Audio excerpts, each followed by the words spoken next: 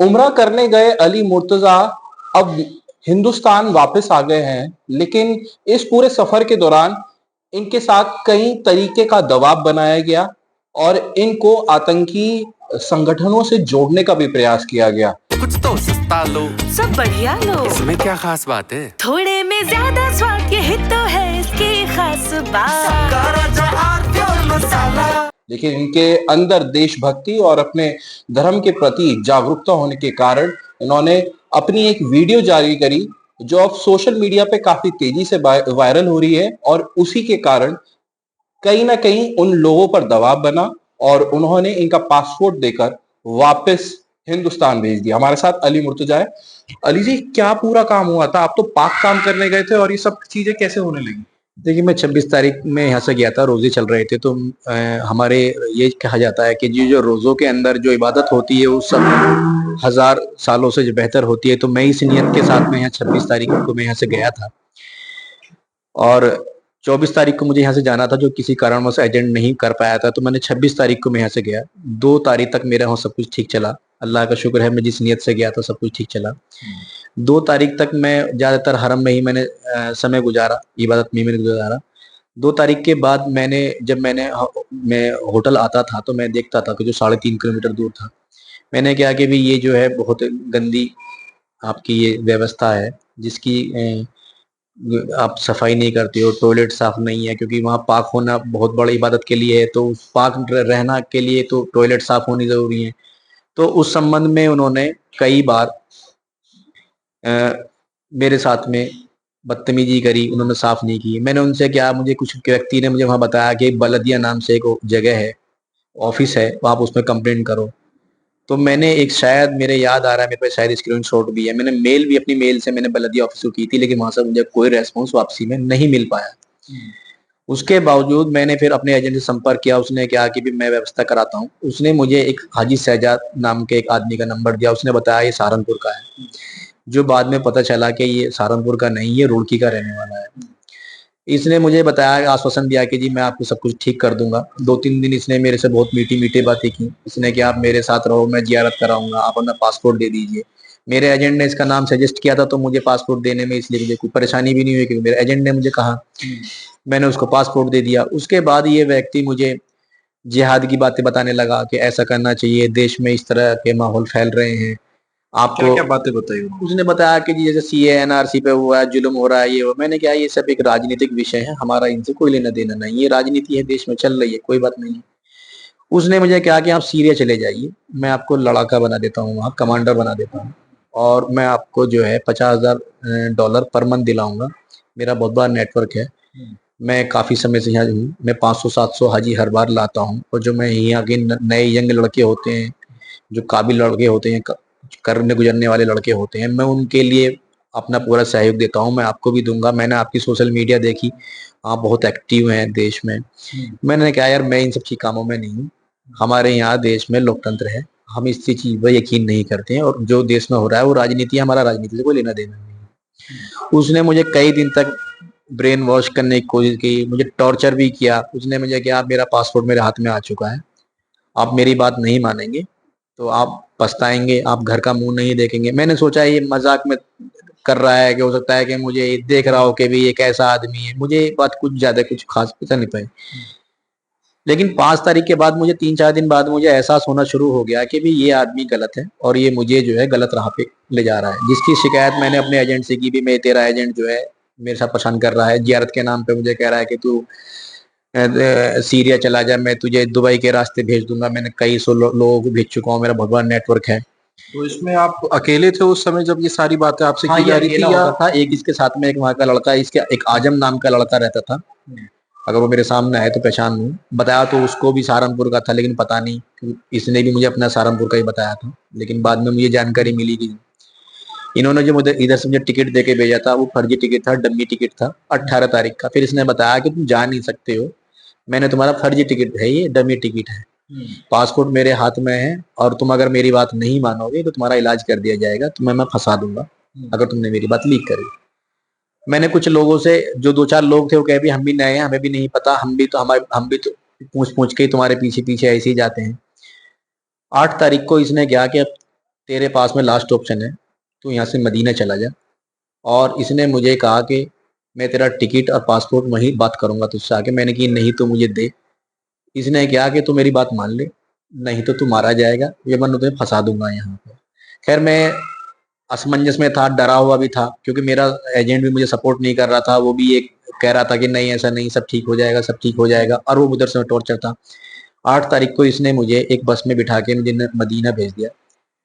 शायद एक हुबली हाउली कुछ ऐसे कुछ जगह थी। इसने कुछ जो बसों में से सब अलग अलग जगह कुछ व्यक्तियों को उतारा। इसने मुझे एक अलग जो आजम नाम का लड़का था उसके साथ मुझे अलग जगह ठहराया। उसने मुझे 2 दिन तक वहाँ खूब मुझे प्रताड़ित किया, मुझे बहुत टॉर्चर किया। किस तरीके से टॉर्चर किया? वो ये था कि आप वहाँ जाओ, नहीं तो हम आप पे नशे का कारोबार बता के है, कुछ और बता के है। यहाँ जो जो सऊदी अरब के अंदर जो ज्यादा जिन क्राइम के अंदर ज्यादा सजाएं हैं उनकी धमकी दे के मैं आपको फंसा दूंगा। एक दिन फिर मैं टॉयलेट का मौका देख के मैं वहां से निकल आया। मेरा मोबाइल मुझे मिल गया। मैंने एक वीडियो बना के मैंने डाला। जब ये मुझे वीडियो के तुरंत 2-3 मिनट बाद ही मुझे एक फोन आ गया। मेरा एक मित्र है गांव का, ललियाना का ही है। उसने बताया कि मैं तेरे से 1.5 किलोमीटर की दूरी पे हूँ, मैं अभी आता हूँ। उस जगह पे 1.5 किलोमीटर की दूरी पे? वो लोकल में ही था, जैसे बस्ती के उस कोने पर। उसने क्या किया, हाँ उसने क्या, मैं अभी आता हूँ तो तू घबरा मत। और मीडियम तो वो बस लेके वो आ गया। वो बस मदीने से बस चलाता है वो। उसने वहां के उन्हें धमकाया तो उन्होंने क्या कि भी हमने इसका नहीं लिया। और एक ने उठा के कहा कि भी जो आजम था कि ये तो मेरे ही रूम में रह रहा है और तो इसका पासपोर्ट तो यहीं पड़ा है। और जो वो एजेंट था हमें नहीं पता वो कहाँ मतलब गया। बातें पलटने लग गए।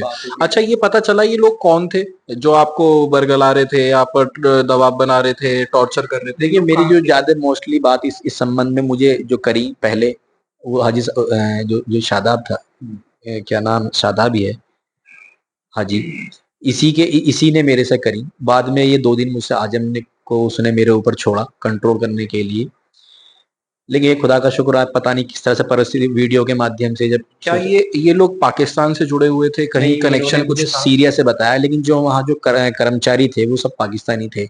जो वहाँ देखभाल में थे, कहीं आना जाना कुछ कराना है, वो सब पाकिस्तानी थे। लेकिन इसने जो बताया, उसने सीरिया में अपना बताया। इसने बताया कि मैं हर साल लोग लेके आता हूँ और जो नए युवा देश के लिए काम करने कर सकते हैं, मैं उनको मैं वहाँ लेके जाता हूँ जिनमें जज्बा है कुछ करने का। अली भाई, ऐसे तो बहुत युवा हैं जो जाना चाहते हैं उम्रा करने के लिए, हज के लिए भी जाते हैं, तो उनके लिए तो उनका जीवन तो संघर्षों में चला जाएगा अगर इस तरीके से लोगों में आ जाए। क्या कहना चाहते हैं इस चीज पे? देखिए मोस्टली वैसे मैं जहाँ तक मैं देखूँ, मुसलमान आसानी से होता नहीं है, क्योंकि मुसलमान देशभक्त भी होता है कि जो पढ़ा लिखा है वो नहीं होता। और जो एक बार को कम पढ़ा लिखा है वो तो शायद टूट जाए इनकी मीठी मीठी बातों में। लेकिन मैं वो नहीं हूँ, मैं तो सामाजिक व्यक्ति हूँ।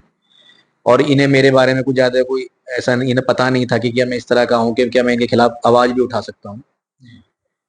खैर मैंने अपनी आवाज उठाई सोशल मीडिया के माध्यम से। कुछ लोगों का मुझे सपोर्ट मिला, मुझे वहां से पासपोर्ट उन्होंने दिलाया। फिर उन्होंने मेरा एक टिकट 13 तारीख का किया था। लेकिन कुछ जब वे मुझे अपने रूम पे ले गए, कुछ और लोगों से उन्होंने राय मशवरा लिया। उन्होंने कहा कि भी नहीं, ये बहुत पुराने लोग हैं, ये आते जाते रहते हैं, इनका नेटवर्क बड़ा होता है। वहाँ शायद पुलिस को सुरता बोला जाता है कि सुरतों से इनकी सेटिंग होती है, और ये ऐसा ना हो कि अपने बचाव में ये तुम्हें फंसा दें। और हो सकता है कि तुम पे कोई किसी तरह की जो यहाँ बड़ी सजाएं हैं जिन चीजों में, स्मगलिंग में या किसी मतलब पूरा तरीके से डराया गया आपको? हाँ। फिर उन जो मेरे साथ के लड़के थे उन्होंने फिर मुझे 39,000 रुपए का दूसरा टिकट कल का मुझे करके उन्होंने दिया, जो मुझे बस से छोड़ के फिर वो एयरपोर्ट आए। तो इस बीच क्या आपके साथ कोई और भी था? मेरठ से कोई गया था या हिंदुस्तान से? अकेला ही गया था। अकेले? मैं अकेला ही गया था। दरअसल मुझे जो एजेंट ने कहा था वो 24 तारीख के लिए कहा था कि 24 तारीख को आप जाऊंगे। 23 तारीख को इसने मेरा वीजा दिया था।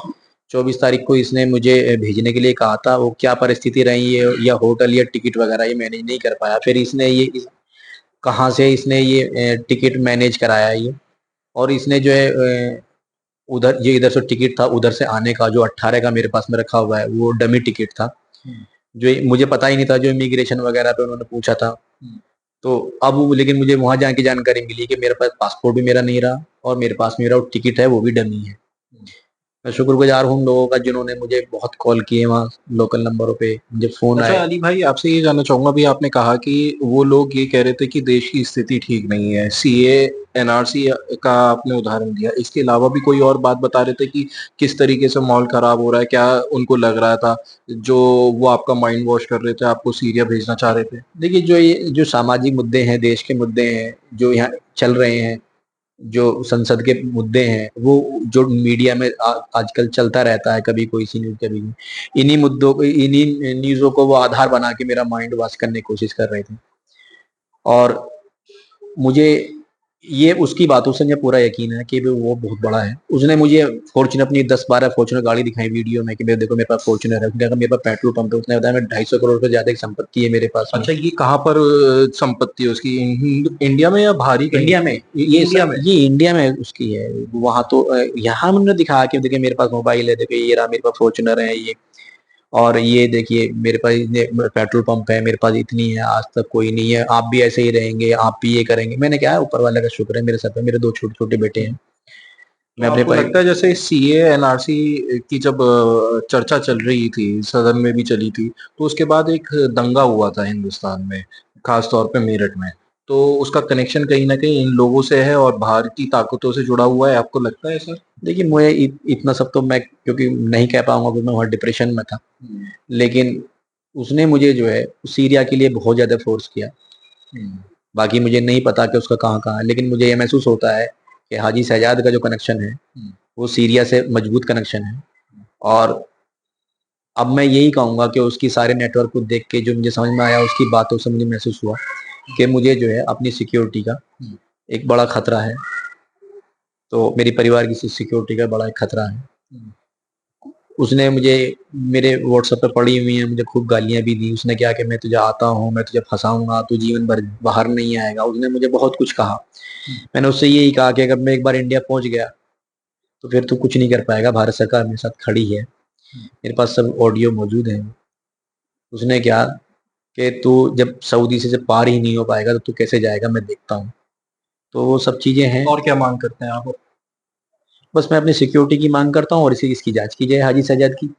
क्योंकि ये देश के लोग गुमराह कर रहे हैं और एक अच्छे काम के लिए लोग जाते हैं। बड़ी एक पूरी दुनिया के मुसलमानों के लिए वो एक आस्था है। उस आस्था के नाम के बीच में अगर ऐसे कोई गंदे व्यक्ति अगर बीच में जा रहे हैं, तो ये बहुत शर्म की बात है। वहाँ बहुत सब कुछ ठीक था। देखिए, कुछ जब जाते हैं तो अल्लाह के रास्ते में जब जाते हैं, किसी आस्था में जाते हैं, तो परेशानियाँ आती हैं, उसको सब तो आदमी झेल जाता है, क्योंकि ये एक ही आंतरिक आस्था का मामला है। लेकिन ये जो गंदे लोग इस फील्ड में आए हैं, ये जो वहाँ गंदा नेटवर्क खेल रहे हैं, मैं इस बात से बहुत असहमत हूँ। बाकी वहाँ किसी धार्मिक उससे नहीं, मैं बस वो इंडिया के लोगों को इसलिए फोर्स कर रहे हैं कि वो ये मैसेज देने की कोशिश कर रहे थे कि इंडिया में मुसलमानों के साथ बहुत जुल्म हो रहा है। देखिए, ये सब चीजें हैं, देश में है तो छोटी-छोटी घटनाएं तो होती रहती हैं। समाजवादी पार्टी से आपका कोई लिंक, आपकी फोटो जिस तरीके से फेसबुक पे डली हुई है, कोई लिंक है आपका राजनीति से? नहीं, मेरा राजनीति से कोई ऐसा लिंक नहीं है। मैं एज एक सपोर्टर होता है कि हर राज्य में, हर देश में एक आदमी का वो होता है। मैं तो पहले एक सीएससी चलाता था, मैं तो मोदी जी के बहुत सारे प्रोग्रामों में भी जाता हूँ। तो ऐसा तो नहीं है कि बहुत बहुत शुक्रिया बात करने के लिए। ये थे हमारे साथ अली मुर्तजा, जो उम्रा करके आए हैं, लेकिन उम्रा करने के दौरान जैसा कि ये आरोप लगा रहे हैं कि वहाँ पे कुछ लोग ऐसे मिले जो इनको लड़ाकू बनाना चाहते थे और इनको ऐसी चीजें बोली गई कि देश का माहौल खराब है, सीए एनआरसी से लेके जितने भी मुद्दे चल रहे हैं, कहीं ना कहीं ये दिखाने की कोशिश करी कि मुस्लिम समुदाय पर अत्याचार हो रहा है और इसी को लेकर माइंड वॉश करा जा रहा था और कहीं ना कहीं ऐसे संगठनों से जोड़ने का प्रयास था जो शायद आज अली मुर्तजा मेरठ में हमारे बीच ना बैठे होते। अनमोल शर्मा, टीवी 9 भारतवर्ष, मेरठ।